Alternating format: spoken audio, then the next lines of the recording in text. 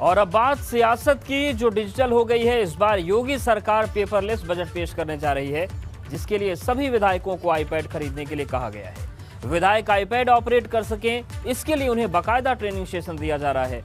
लेकिन कांग्रेस ने इस पर यह कहते हुए आपत्ति जता दी कि जो कल तक कंप्यूटर का विरोध करते थे, वो आज डिजिटल होने की बात कर रहे हैं।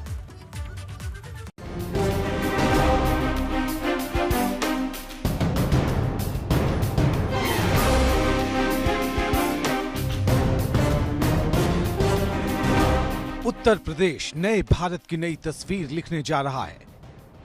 कहते हैं जो वक्त के साथ चलता है, वक्त भी उसका साथ देता है। मौजूदा वक्त डिजिटल का है, तो मुख्यमंत्री योगी आदित्यनाथ ने इससे हाथ मिला लिया है और अपने सभी मंत्रियों और विधायकों को भी इससे हाथ मिलाने को कहा है। मतलब सीधा है कि अब उत्तर प्रदेश में हर काम पेपरलेस होगा और जिन मंत्रियों और विधायकों को आईपैड चलाना नहीं आता, उनके लिए 11 फरवरी से ट्रेनिंग सेशन शुरू हो गया है, ताकि वो ठीक से आईपैड को ऑपरेट कर सकें और अपने विभाग का काम पेपरलेस तरीके से कर सकें। यूपी सरकार ने सभी विधायकों को 50,000 रुपए तक का आईपैड खरीदने को कहा है। लेकिन मुख्यमंत्री योगी की ये पेपरलेस नीति और विधायकों की ट्रेनिंग कांग्रेस को कुछ रास नहीं आ रही है, जो डिजिटल युग में अपने कंप्यूटर के कॉपीराइट की याद दिला रही है। कंप्यूटर चलाने की शिक्षा या टैब चलाने की शिक्षा विधानमंडल सत्र के लिए ज्यादातर उनको है जिन्होंने राजीव गांधी की कंप्यूटर क्रांति का विरोध किया था, धरने दिए थे और बैलगाड़ी से जिस विचारधारा के लोग पार्लियामेंट जाया करते थे। कांग्रेस के लोगों को टैबलेट, लैपटॉप और कंप्यूटर चलाने की शिक्षा की आवश्यकता नहीं है।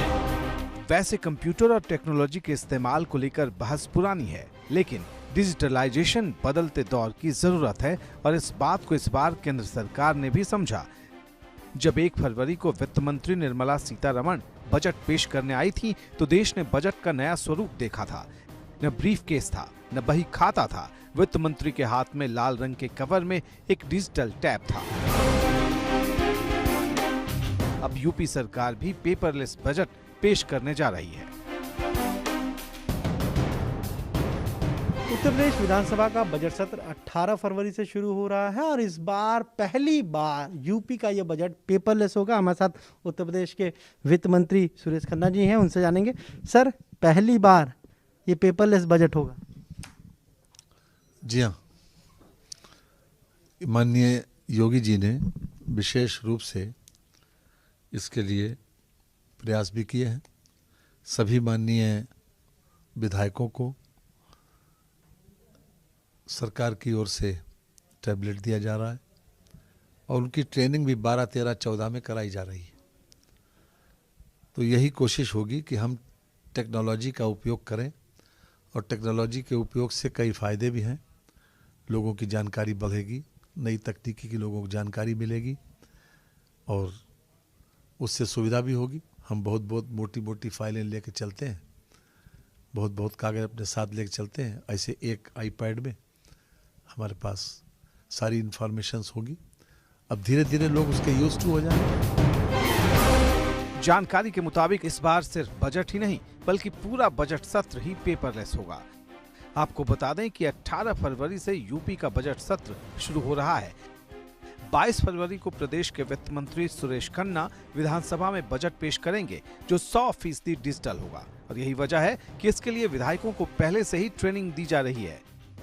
लेकिन कांग्रेस जिस तरीके से विधायकों की ट्रेनिंग पर राजनीति कर रही है, उससे कई सवाल खड़े हो गए हैं कि क्या ये विरोध सिर्फ विरोध के लिए है।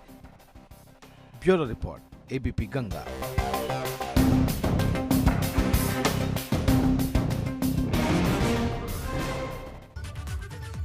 और यहां पर वक्त एक छोटे से ब्रेक का है, फौरन हाजिर होंगे।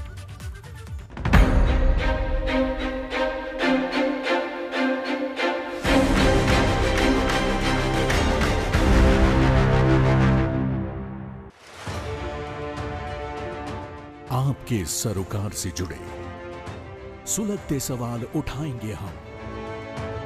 शासन को राजधर्म, प्रशासन को फर्ज और कर्म याद दिलाएंगे हम।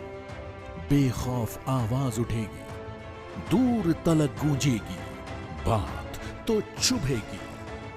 रोहित सावल के साथ 15 फरवरी से सोमवार से शुक्रवार रात 8 बजे।